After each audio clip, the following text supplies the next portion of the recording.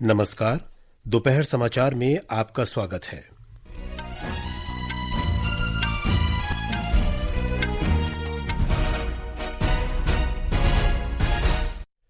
तेलंगाना में बाढ़ की स्थिति गंभीर। आंध्र प्रदेश के बाढ़ प्रभावित क्षेत्रों में सामान्य स्थिति बहाल करने के लिए सभी प्रयास किए जा रहे हैं।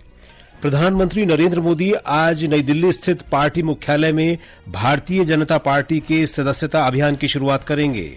प्रवर्तन निदेशालय ने धन शोधन मामले में आम आदमी पार्टी के विधायक अमानतुल्लाह खान को गिरफ्तार किया। इजराइल में हजारों लोग प्रधानमंत्री बेंजामिन नेतन्याहू से हमास के साथ संघर्ष विराम पर बातचीत की मांग को लेकर प्रदर्शन कर रहे हैं। और पेरिस पैरालंपिक में भारतीय शटलर तुलसीमती मुरुगेसन ने महिला SU5 बैडमिंटन स्पर्धा के फाइनल में पहुंचकर रजत पदक पक्का किया। दोपहर समाचार के साथ मैं विशाल शर्मा। तेलंगाना में बाढ़ की स्थिति गंभीर बनी हुई है। तेलंगाना सरकार ने राज्य में तेज बारिश के बाद राहत उपायों को बढ़ा दिया है।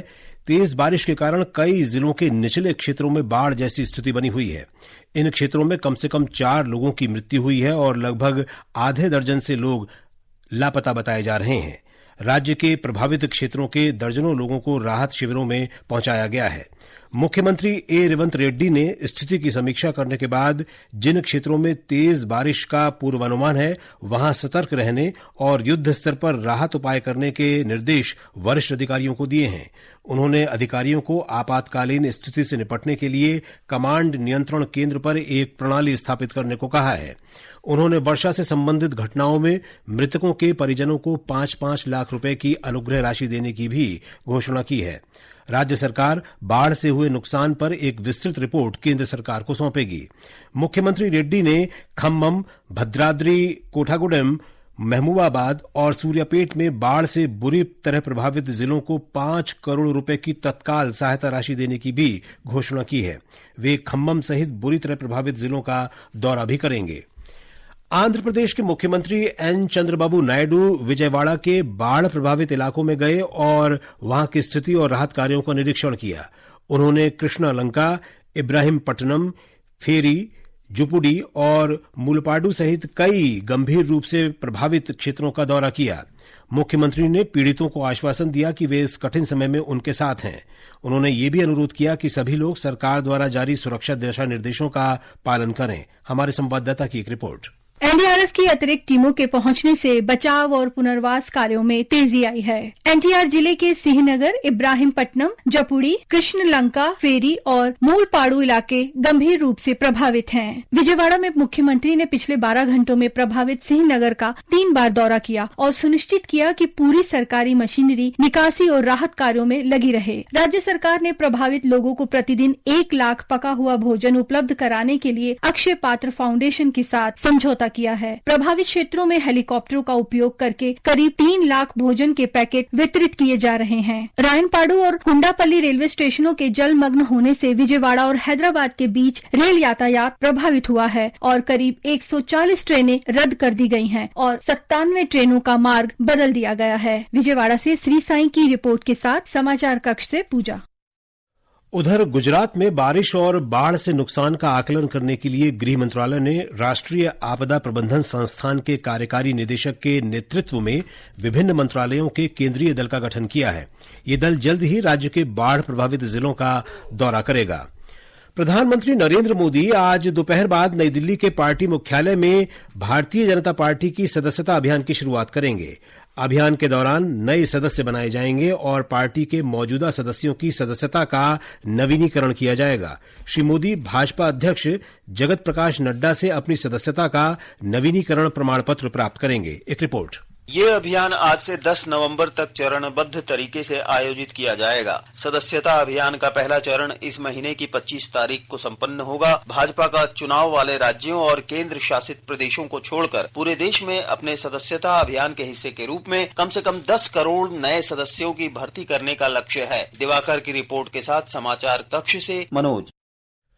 प्रधानमंत्री नरेंद्र मोदी कल ब्रुनेई और सिंगापुर की 3 दिवसीय यात्रा पर रवाना होंगे। आज नई दिल्ली में संवाददाताओं को जानकारी देते हुए विदेश मंत्रालय में सचिव पूर्व जयदीप मजुमदार ने कहा कि प्रधानमंत्री ब्रुनेई के सुल्तान हाजी हसनल बोलकिया के निमंत्रण पर 3 और 4 सितंबर को ब्रुनेई की यात्रा पर होंगे।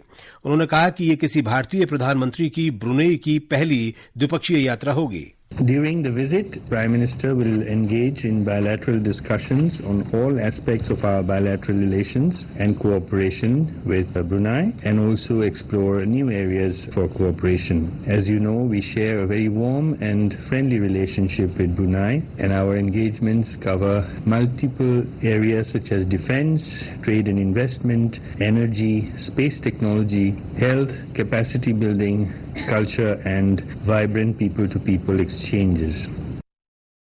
ये यात्रा भारत और ब्रुनेई के बीच राजनयिक संबंधों की स्थापना की 40वीं वर्षगांठ के अवसर पर हो रही है। श्री मजुमदार ने कहा कि यात्रा के दौरान प्रधानमंत्री मोदी द्विपक्षीय संबंधों के सभी पहलुओं पर चर्चा में भाग लेंगे और ब्रुनेई के साथ सहयोग के नए क्षेत्रों का भी पता लगाएंगे। उन्होंने कहा कि भारत को अपने अंतरिक्ष कार्यक्रम में ब्रुनेई से बहुमूल्य समर्थन मिला है और द्विपक्षीय रक्षा सहयोग में ये एक और महत्वपूर्ण स्तंभ है।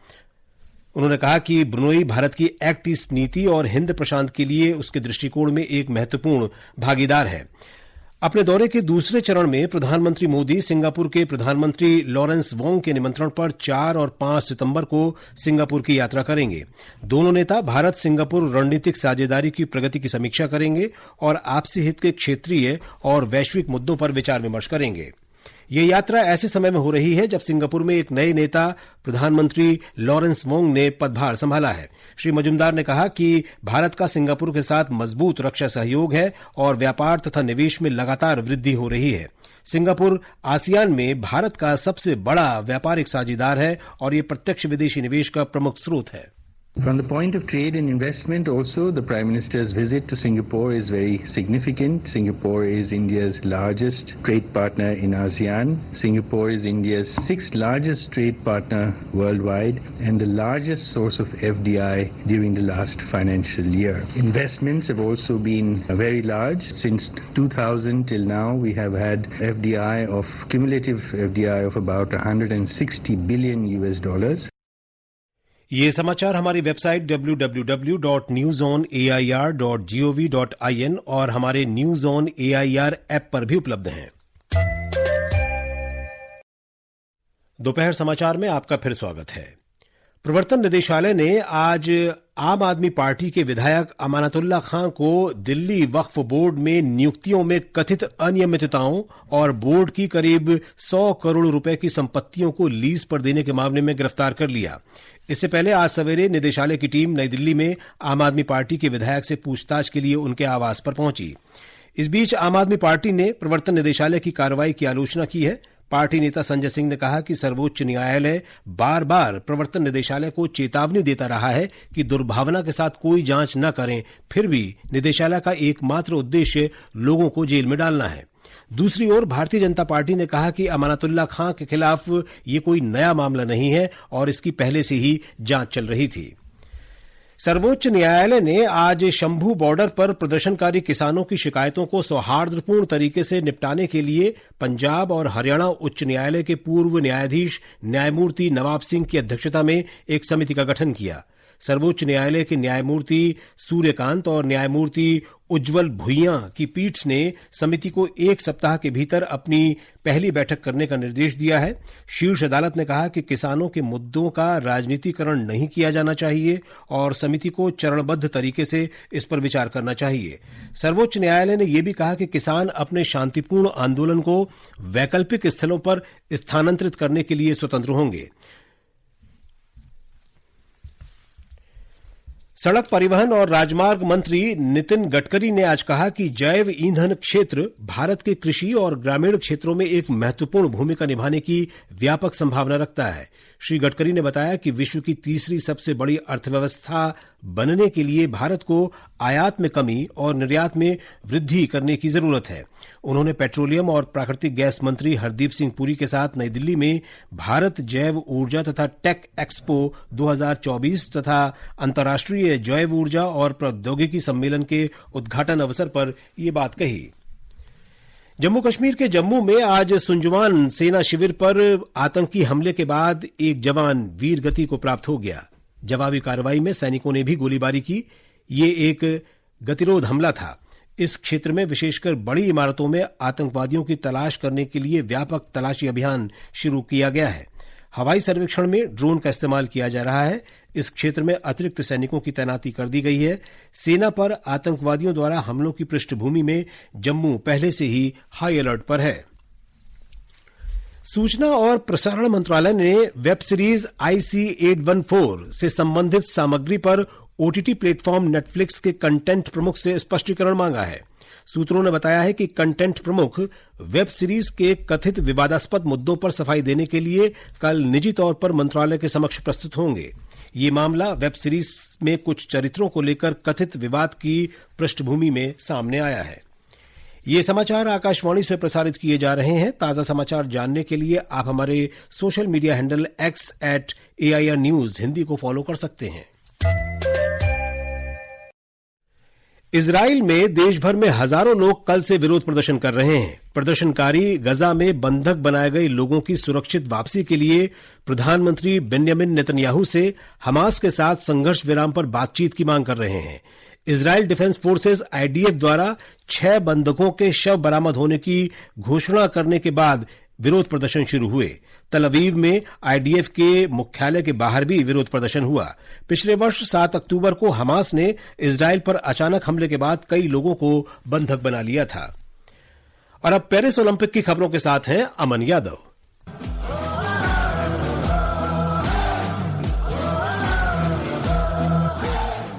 भारत की पैरा शटलर तुलसीमिति मुरुगेसन ने पेरिस पैरालंपिक में महिलाओं की SU5 बैडमिंटन स्पर्धा में हमवतन मनीषा रामदास को हराकर फाइनल में जगह बना ली है। शीर्ष वरीयता प्राप्त मुरुगेसन ने कल रात सेमीफाइनल में मनीषा को 23-21, 21-17 से पराजित किया। इस जीत के साथ मुरुगेसन ने रजत पदक पक्का कर लिया है। फाइनल में उनका सामना चीन की यांग ख्यूशिया से होगा। मनीषा रामदास अब कांस्य पदक के लिए डेनमार्क की कैथरीन रोसेनग्रेन के साथ खेलेंगी। पैरा तीरंदाजी में विश्व के नंबर 1 खिलाड़ी राकेश कुमार पुरुषों की निजी कंपाउंड ओपन स्पर्धा में कांस्य पदक से चूक गए। 30 के स्कोर से शुरू करने के बावजूद वे चीन के हे जियाओ से सिर्फ एक स्कोर 147-146 से हार गए। प्रीति पाल ने पेरिस पैरालंपिक्स के चौथे दिन महिलाओं की 200 मीटर T35 स्पर्धा में अपना दूसरा कांस्य पदक जीता। एथलेटिक्स में पुरुषों की ऊंची कूद T47 स्पर्धा में निषाद कुमार ने 2.4 मीटर की कूद के साथ रजत पदक जीता। राष्ट्रपति द्रौपदी मुर्मू, उपराष्ट्रपति जगदीप धनखड़ और प्रधानमंत्री नरेंद्र मोदी ने 2 पैरालंपिक पदक जीतने पर प्रीति पाल और निषाद कुमार को बधाई दी है।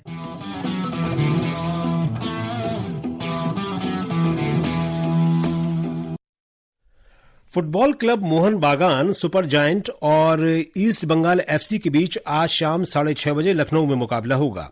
दोनों टीमों के बीच लखनऊ में ये पहला मैच होगा। हमारे संवाददाता ने बताया है कि मुख्यमंत्री योगी आदित्यनाथ का भी इस मैच को देखने का कार्यक्रम है।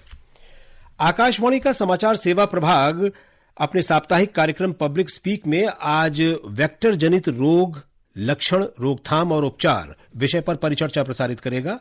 कार्यक्रम के लिए राष्ट्रीय वेक्टर जनित रोग नियंत्रण केंद्र की निदेशक डॉक्टर तनु जैन और अखिल भारतीय आयुर्विज्ञान संस्थान एम्स के कम्युनिटी मेडिसिन के प्रोफेसर डॉक्टर पुनीत मिश्रा हमारे स्टूडियो में उपस्थित रहेंगे।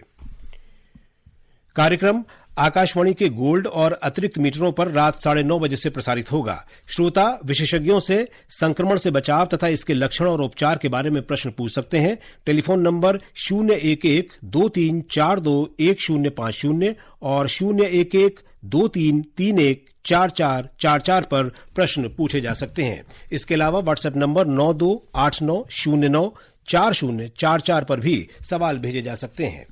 और अब अंत में मुख्य समाचार एक बार फिर। तेलंगाना में बाढ़ की स्थिति गंभीर। आंध्र प्रदेश के बाढ़ प्रभावित क्षेत्रों में सामान्य स्थिति बहाल करने के लिए सभी प्रयास किए जा रहे हैं। प्रधानमंत्री नरेंद्र मोदी आज नई दिल्ली स्थित पार्टी मुख्यालय में भारतीय जनता पार्टी के सदस्यता अभियान की शुरुआत करेंगे। प्रवर्तन निदेशालय ने धन शोधन मामले में आम आदमी पार्टी के विधायक अमानतुल्लाह खान को गिरफ्तार किया। इजराइल में हजारों लोग प्रधानमंत्री बेन्यामिन नेतन्याहू से हमास के साथ संघर्ष विराम पर बातचीत की मांग को लेकर प्रदर्शन कर रहे हैं। और पेरिस पैरालंपिक में भारतीय शटलर तुलसीमती मुरुगेसन ने महिला SU5 बैडमिंटन स्पर्धा के फाइनल में पहुंचकर रजत पदक पक्का किया। इसके साथ ही दोपहर समाचार का ये अंक समाप्त हुआ। नमस्कार।